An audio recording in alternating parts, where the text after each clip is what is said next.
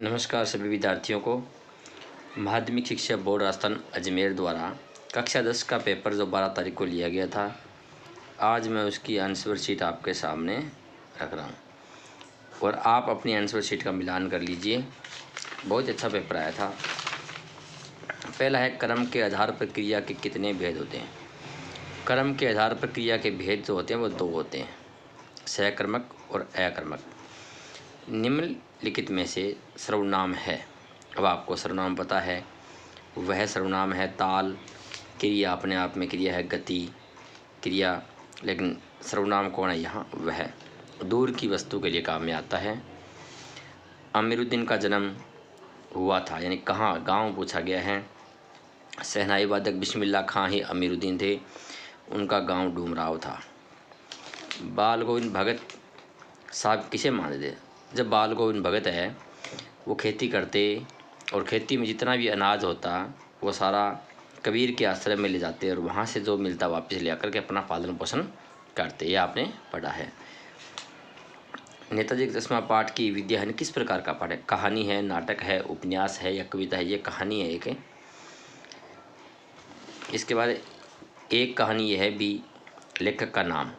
देखिए, मुंशी प्रेमचंद, गोपाल दास, नीरज, हरिवंश राय बच्चन, ये लेखक हमारे नहीं हैं। मन्नू भंडारी हमारे पाठ में है, तो मन्नू भंडारी इसकी लेखिका जो है वो हमारे पाठ के अंदर आती है। इसके बाद हम पढ़ते हैं, परशुराम आपे से बाहर क्यों हो गए, गुस्सा क्यों आया था उनको, और ऐसा गुस्सा आया कि वो कंट्रोल नहीं कर पाई। इसका क्या कारण था। शिव धनुष को खंडित देख करके, जब राम के द्वारा धनुष को तोड़ा गया तो लक्ष्मण ने जो बातें कही, इससे वो क्रोधित हो गई। उत्साह कविता में कवि ने संबोधित किसे किया है। सूर्य को, बादल को, पथिक को या स्वयं को नहीं, यहाँ बादल को किया है।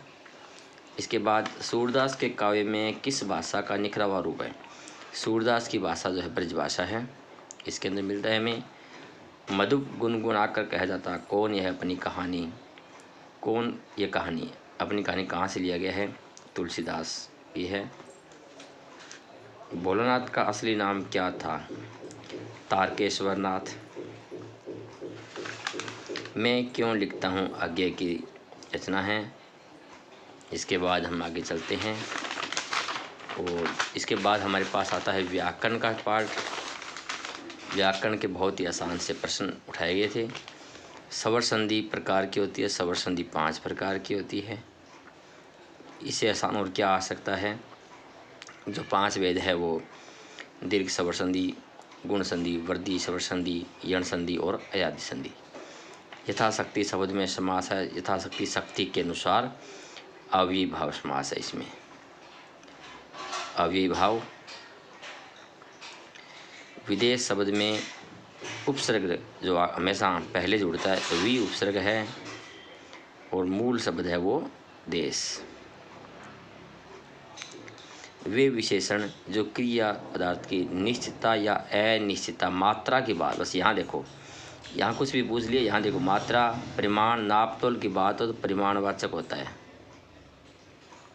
हमेशा। किसी भाव, अवस्था, गुण अथवा दशा के नाम को भाववाचक संज्ञा कहते हैं। भाववाचक संज्ञा कहते हैं। पालनहार शब्द में प्रत्यय पालना और हार प्रत्यय, इसमें पालन पोषण करना हार के द्वारा। इसके बाद आपके पास जो अपठित और पठित गद्यांश और काव्यांश पाठ भी प्रश्न बहुत आसान पूछे गए। एक मुहावरा है श्री गणेश करना। व्याकरण के टॉपिक में देखें तो कोई चीज़ की शुरुआत करना, इति श्री करना, अगर आ जाता तो होता किसी कार्य को समाप्त करना। विद्यार्थी जीवन में अनुशासन का महत्व तो बहुत ही अच्छा, कई बार विद्यार्थियों को मैंने अपने क्लासों में भी बताया था कि विद्यार्थी जीवन में अनुशासन का महत्व एक बहुत इम्पोर्टेंट पार्ट है आपके जीवन का। वही यहाँ से पूछा गया। बाकी शैक्षणिक भ्रमण हो, किसी कार्यक्रम में आमंत्रित हो, इस प्रकार के पत्रों का प्रयोग किया गया। तो यानी एक अच्छा पेपर था। अगर जिस विद्यार्थी ने थोड़ी बहुत ही मेहनत की वो अच्छे नंबर लेकर के पास होकर के आएगा। तो आप अपना मिलान कर लीजिए।